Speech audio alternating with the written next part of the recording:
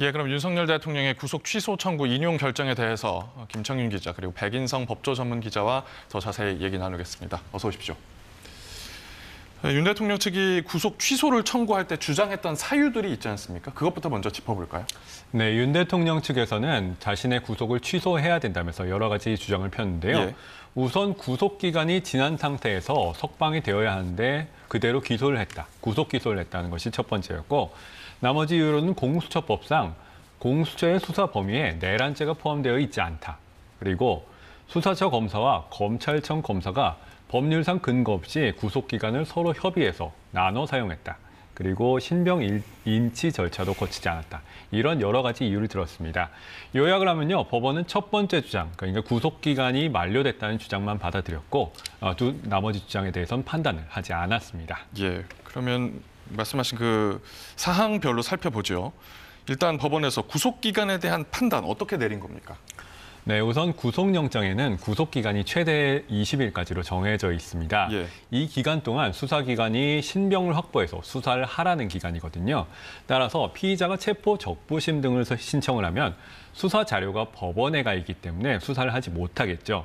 그래서 그 기간만큼은 수사기간, 그러니까 구속기간을 늘려주는 겁니다. 예. 그런데 그 동안에는 이전까지는 이 구속기간 늘리는 걸 날 단위로 계산을 해왔었습니다. 그런데 윤 대통령 측에서는 이건 잘못됐다.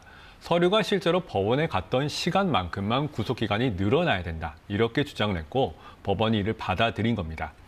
요컨대 그동안의 구속기간 계산 방식이 잘못됐고 신체의 자유, 불구속 수사 원칙 등에 비춰서 구속 관련 규정은 피고인에게 유리하게 해석해야 된다는 게 법원 결정 내용입니다. 예, 구속기간 만료의 기준을 날 단위가 아닌 실제 시간을 기준으로 해야 한다. 그렇습니다.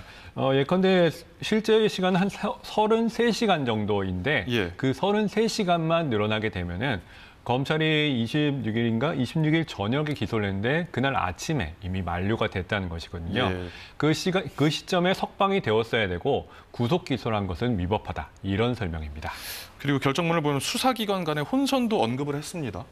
네, 그렇습니다. 왜냐하면 그 체포 적부 심사 기간 중에 법원에 서류가 가 있던 기간에 대해서 이거를 어떻게 계산을 할지 규정이 없고 또 이 구속 기간을 나눠서 쓸 수 있는지 어떠한 규정도 공수처법이라든지 관련 규정에 전혀 없기 때문에 판단할 근거가 없다. 이런 설명이라서 일단 그 상황이라면 피고인에게 유리하게 해석하는 게 맞다. 예. 일단 석방을 하고 구속을 취소한다. 이런 결정을 내린 겁니다. 예.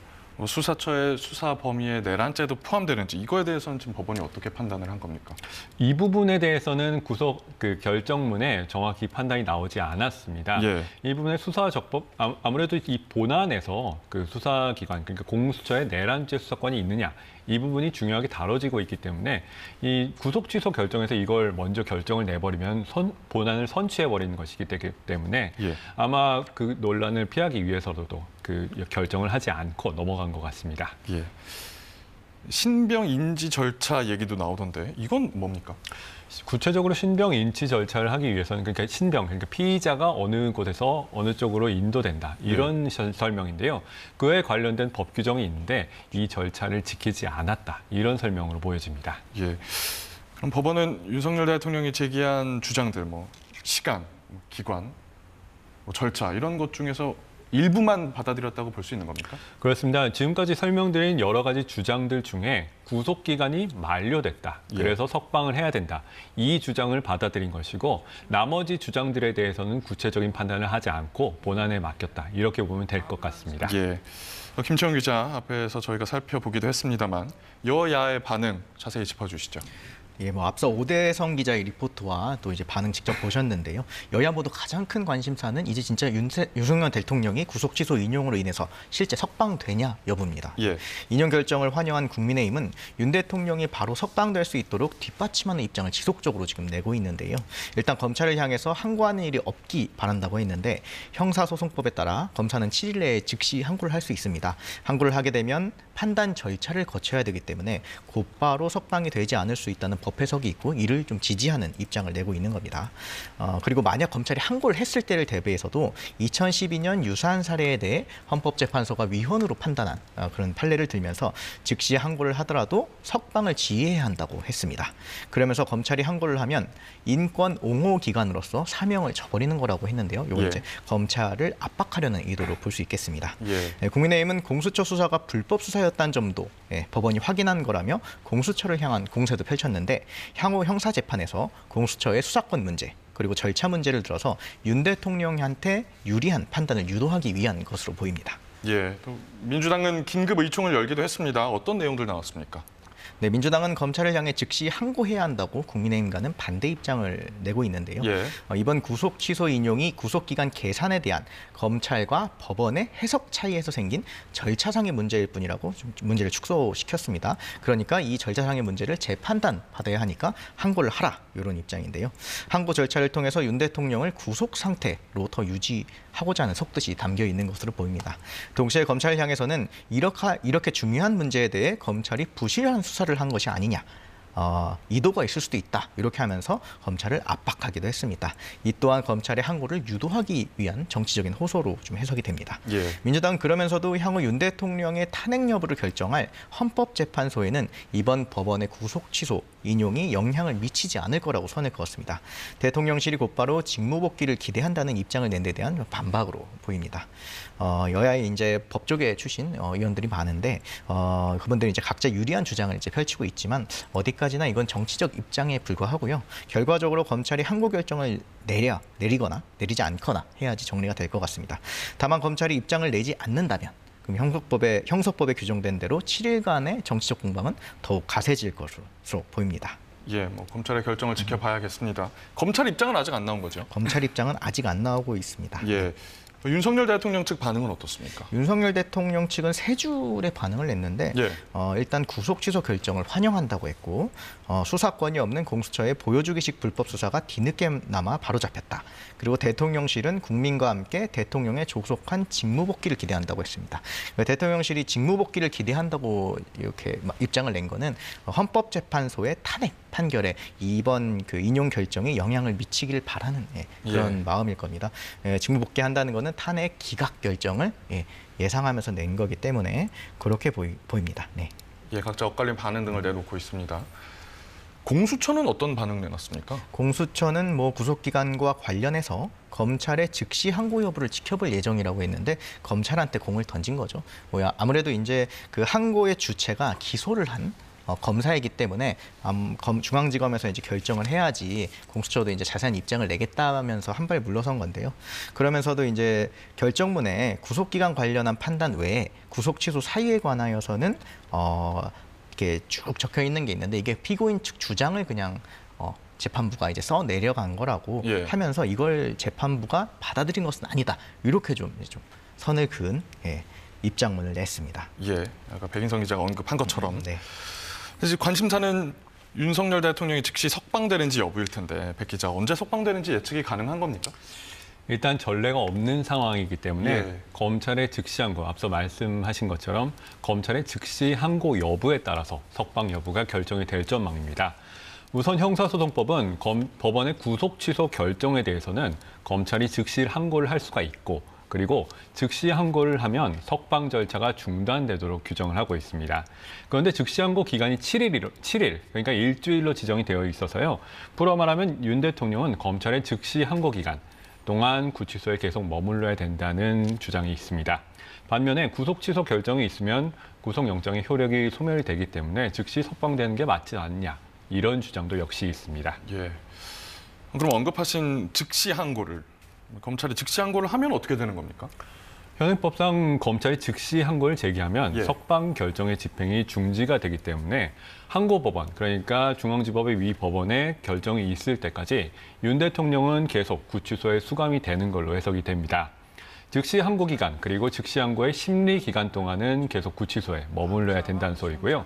만약에 검찰이 즉시 항고를 하지 않거나 아니 즉시 항고 기간이 그대로 일주일이 지나면 구속 취소 결정이 확정돼서 석방이 되는 것입니다. 만약에 즉시 항고가 인용돼서 구속 취소 결정이 취소가 되면은 윤석열 대통령은 다시 구속 상태에 놓이게 되는 것이고 즉시 항고가 기각되면 구속 취소 결정이 확정돼서 역시 석방이 됩니다. 예. 조금 전 김청윤 기자가 언급을 하기도 했습니다만 윤석열 대통령 측에서는 즉시 항고를 하면 안 된다 이렇게 주장을 펴고 있습니다. 이 주장의 근거는 뭡니까? 가장 큰 근거는요, 헌법재판소 결정입니다. 2012년에 헌법재판소가 유사한 사안인 구속 집행 정지 결정에 대해서 검사의 즉시 항고권이 위헌이다. 이런 결정을 한 적이 있었거든요. 예. 그때 검사가 법원의 구속 집행 정지 결정에 즉시 항고를 했고 따라서 그대로 그때도 구속이 유지가 됐었습니다. 그래서 이에 대해서 법원이 위헌 법률 제청을 한 사안이었는데요. 당시 헌법재판소는 법원이 피고인의 구속 또는 그 유지 여부의 필요성에 대해서 한 재판의 효력이 검사나 다른 기관의 이의 제기에 대해서 좌우된다면 이는 영장주의 위반이다. 이렇게 결론을 냈습니다. 다시 말해서 이 위헌 결정이 난 건데요.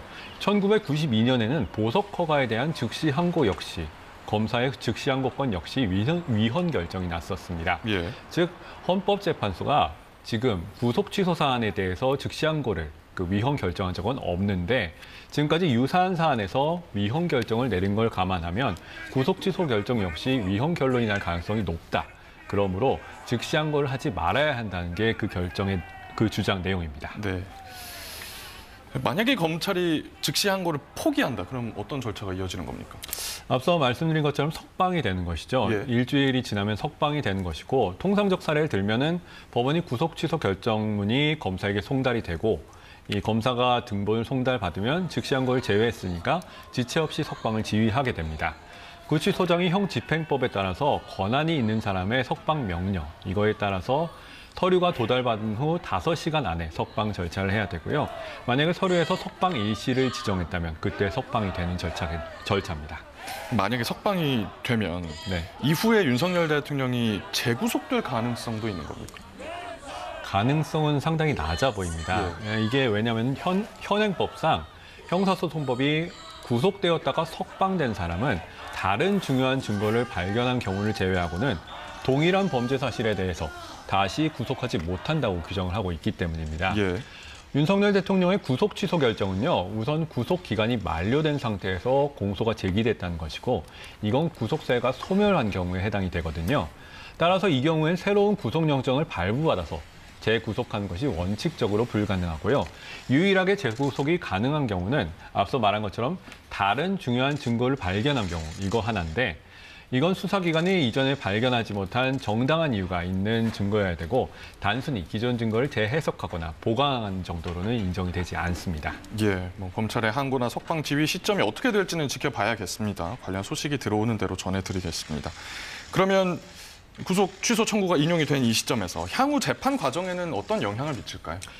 일단 탄핵 심판 선고가 이제 앞두고 있죠. 예. 지금 다음 주 말. 그러니까 목요일, 금요일 이런 식으로 예상이 되고 있습니다. 예상 날짜가 나오고 있는데요.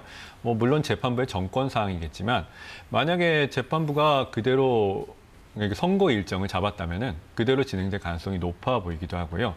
왜냐하면 구속 취소 결정과 탄핵 심판은 서로 독립된 절차이기 때문에 형사 절차와 헌법 이 재판 절차는 원칙적으로 별개 절차입니다. 그래서 별개로 진행되는 것이 맞고요. 따라서 형사법원의 구속 취소 결정은 어디까지나 위법이라든지 그런 여부를 결정하는 것이 아니라 피의자, 피고인의 신병이 석방됐냐 하나만 따지는 것이기 때문에 이 어떤 탄핵 심판 절차에 어떤 법적인 구속력을 갖지는 않습니다. 그래서 선고 절차에 어떤 영향이 있다 이렇게 보기는 아직 이른 것 같습니다. 예, 두 분과 이야기는 잠시 여기서 멈추고요.